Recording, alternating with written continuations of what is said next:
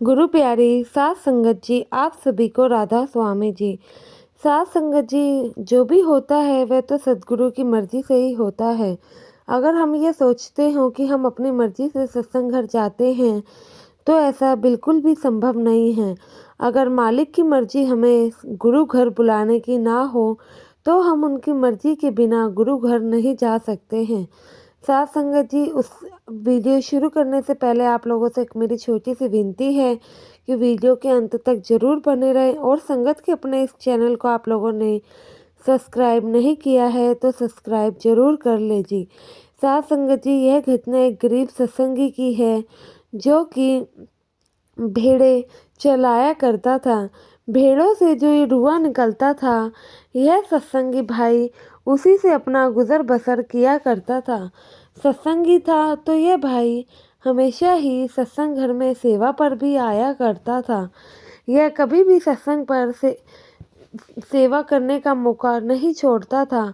अब यह पूरे घर में अकेला था तो इसको अपनी भेड़ों का भी ध्यान रखना पड़ता था। तो इस भाई की एक आदत बनी हुई थी, यह जब भी सत्संग घर में आता सेवा करने के लिए तो अपनी भेड़ों को एक साइड में बांध दिया करता और खुद अपना सेवा में मगन हो जाया करता। इनकी जो भेड़ें थी वह अपना घास खाकर गुजारा कर लेती थी और यह भाई हमेशा ही ऐसे करता था। हर हफ्ते सत्संग आता लेकिन अपनी तीनों भेड़ों को एक साथ लेकर आया करता था। साथ संगत जी, आप कहते हैं ना, मालिक को जिस पर अपनी कृपा करनी हो तो वह कहीं से भी कर देते हैं। ऐसे ही थोड़े समय तक इस भाई का रूटीन अच्छा चल रहा था।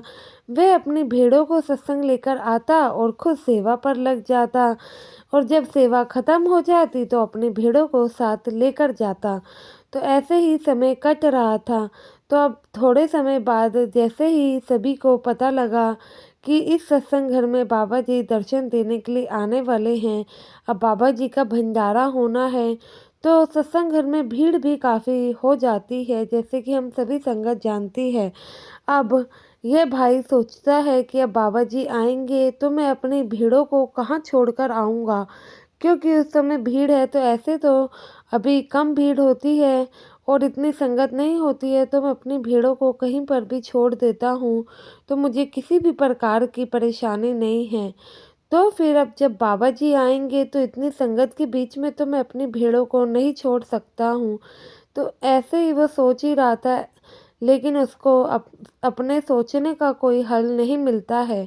थोड़े समय बीतता है, जब बाबा जी आते हैं वो दिन भी आ ही जाता है। जब भंडारे का दिन आता है तो ये भाई सत्संग घर आ जाता है और अपनी भेड़ों को साथ लेकर आता है। तो फिर जो गेट पे सेवादार थे वह कहते हैं कि भाई तुम्हारी तो सेवा है।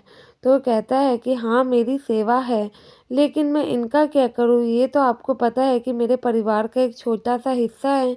मैं जब भी आता हूँ इनको भी साथ लेकर आता हूँ। अब मैं इसको कहीं ऐसे छोड़ तो सकता नहीं हूँ।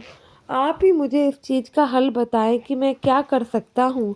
तो सेवादार भाई कहते हैं कि तुम चिंता मत करो, हम इन भेड़ों की रखवाली के लिए एक सेवादार रख देते हैं और इन भेड़ों को अंदर ले जाने की बजाय बल्कि गेट के पास ही एक साइड बांध देते हैं और जो सेवादार में छोड़ेंगे वह इनका ख्याल रख लेंगे।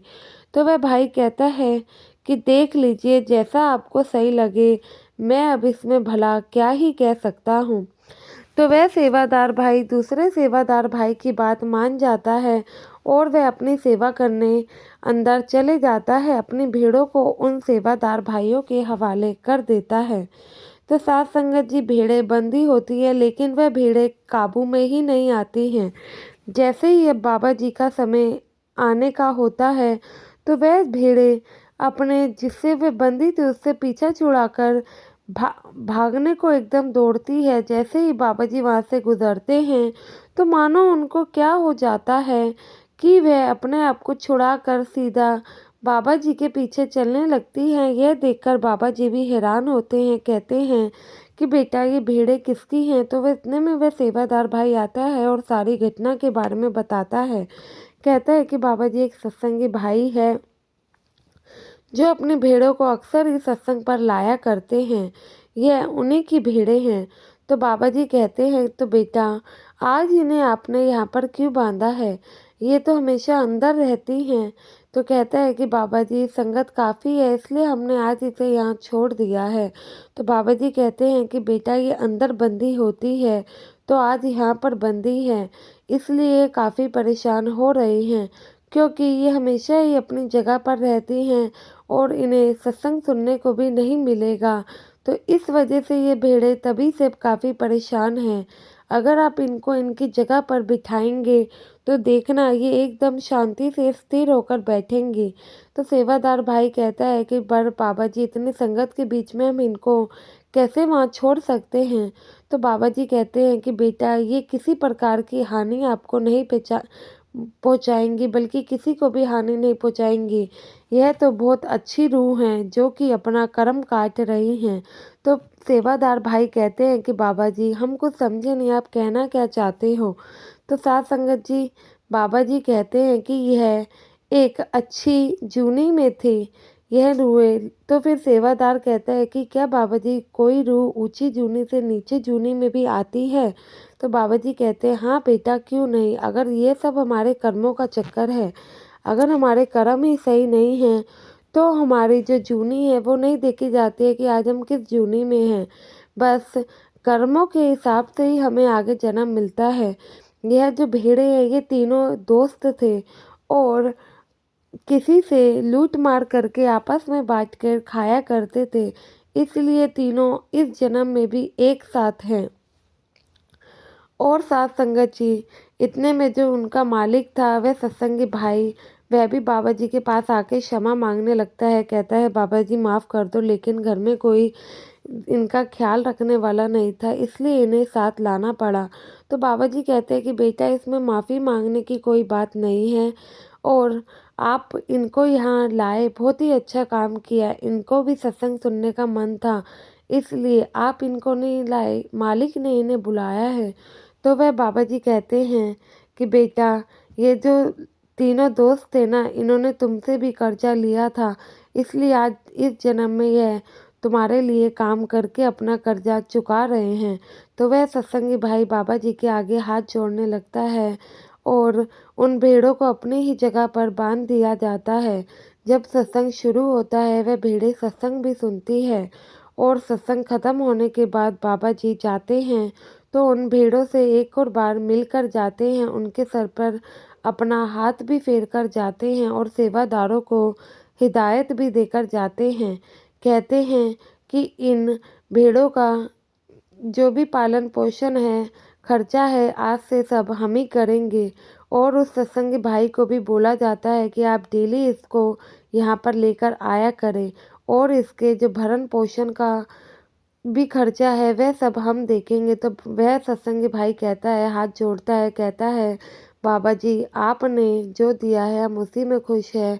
इतना हमारा गुज़र बसर हो जाता है कि हम अपना पेट भर सकें। तो बाबा जी कहते हैं कि बेटा मेरा क्या शुक्रिया करते हो, मालिक का शुक्र अदा करो। तो वह भाई रोते रोते नीचे बैठ जाता है और हाथ जोड़ने लगता है। बाबा जी उसे नीचे से उठाते हैं और गले लगाते हैं, वह और रोता है। कहता है कि बाबा जी आपने मुझ जैसे गरीब को गले से लगाया, इससे ज़्यादा अच्छा और मेरे लिए क्या ही हो सकता है। तो बाबा जी इस पर कहते हैं कि बेटा मेरे लिए तुम सभी एक जैसे हो, मेरे लिए कोई गरीब या अमीर नहीं है, मेरे लिए सभी सेवादार या सभी बच्चे एक जैसे हैं, मैं ऐसे किसी में फ़र्क नहीं रखता हूँ। तो साथ संगत जी यह फ़र्क सिर्फ हम मनुष्य ही रख सकते हैं। बाबा जी कितनी बार समझाते हैं कि हमें कोई फ़र्क नहीं रखना चाहिए, लेकिन हम लोग ही नहीं समझते हैं। आशा है ये वीडियो अच्छी लगी होगी। वीडियो पसंद आई हो तो कमेंट में राधा स्वामी ज़रूर लिखें और संगत के अपने इस चैनल से ज़रूर जुड़े जी। गुरु प्यारी साथ संगत जी आप सभी को राधा स्वामी जी।